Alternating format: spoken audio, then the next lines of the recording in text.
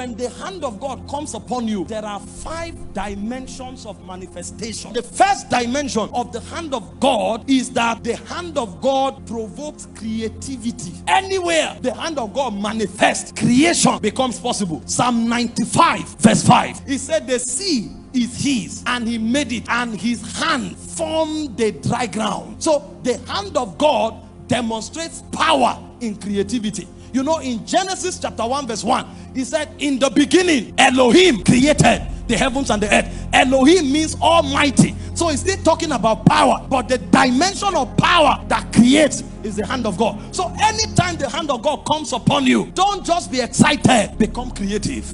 The second dimension of the hand of God is supernatural speed. 1 Kings 18 verse 46, and the hand of God was upon Elijah, and he outran the chariots of Ahab, even unto Jezreel. See, when we are talking the power of God, we are not just talking feelings. We are talking power that creates supernatural changes. You know what that means? The king represents status quo. That means the best of what can be obtained, he represents it. And his horses are the fastest. For the purpose of security, you never go to any land where anybody has a horse better than that of the king. But when the hand of God came upon Elijah, he outran the king and his chariots. That means if the hand of God comes upon your life, you will defy status quo. They told you civil servants can be wealthy, and then you now enter a frequency of speed. You receive salary for 2 years and you invest it in a business, and that business brings billions. And they ask you, how did you do it? It's supernatural speed. They told you this ministry you are going into, until you are 15 years, you won't succeed. You are 1 year, and you start doing what those who are 20 in it can do. It is speed. Yes, it may take somebody else 20 years. Nobody says it won't take me 6 months. If the hand of God comes upon you, you can outrun the chariots of Ahab. The third thing about the hand of God is that the hand of God works wonders. If everything in your life is natural, you are a failure. If you can explain everything about your destiny, you are a failure. Ask those who change things. There are many things about their life that is supernatural, and that supernatural life is a function of the hand of God. Acts 4:29-30, when the disciples of Jesus were beaten, flogged, intimidated, and they were warned to stop preaching, they came to God and said, Lord, now behold they are threatening. Behold, they have paralyzed us with their threats. Behold it. They now say, grant unto thy servant all boldness that we may speak the word. How? They say, by stretching forth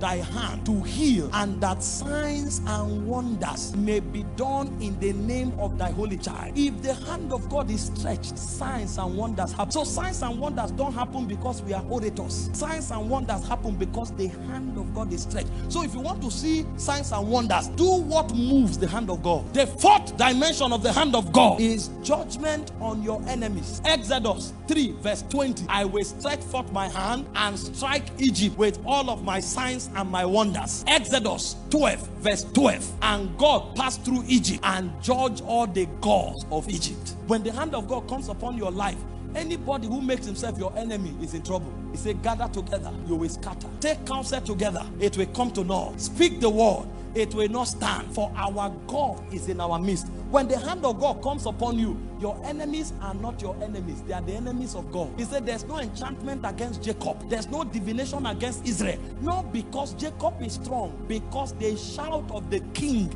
is in the midst of them. He said though the enemy comes in, he said like a flood, the Spirit of God will lift up a standard. See, you don't know how the hand of God works. That's why you are having high blood pressure, because of your enemy. I've heard people threaten that I will die. I never prayed about it. I've heard people say all kinds of evil. We will fail. I don't pray about such things. You know why? If the hand of God is upon me, that's one of the way he works. You will be sleeping, God will be working, because he is your defense. He has become your fortress. And the final thing the hand of God represents is terror. Terror, terror, terror. Hebrews 10:31. Terror. When the hand of God manifests, your enemies are paralyzed. It is a fearful thing to fall into the hands of the living God. It's a fearful thing. Deuteronomy 2 from verse 24 to 25. It says, rise ye up, take up thy journey, go beyond the river Arnon. Behold, I have given unto you Sihon the Amorite, king of Heshbon. Begin to contend with him in battle and possess the land. Why? He said, I have put my terror upon you. Your enemies are paralyzed before you show up. That's why even those gossiping you, when you pass, they begin to confess, because there's something the hand of God does to you. And David knew this. He said, though I walk through the valley of the shadow of death, I fear no evil, for thou art with me. For thou anointest my head with oil, my cup runneth over. He said, in the midst of my enemies I can prosper. See, you don't only prosper where your friends gather. When the hand of God is upon your life, your enemies can surround you. You will still prosper because of what is happening to you. I make bold to tell you tonight that everybody that ganged up against you, from tonight there'll be confusion in their camp. Thank you for watching this video. We trust you have been tremendously blessed. To get more messages by Apostle Michael Orokpo, kindly join our Telegram channel by following the link on your screen. Your life will never remain the same. God bless you.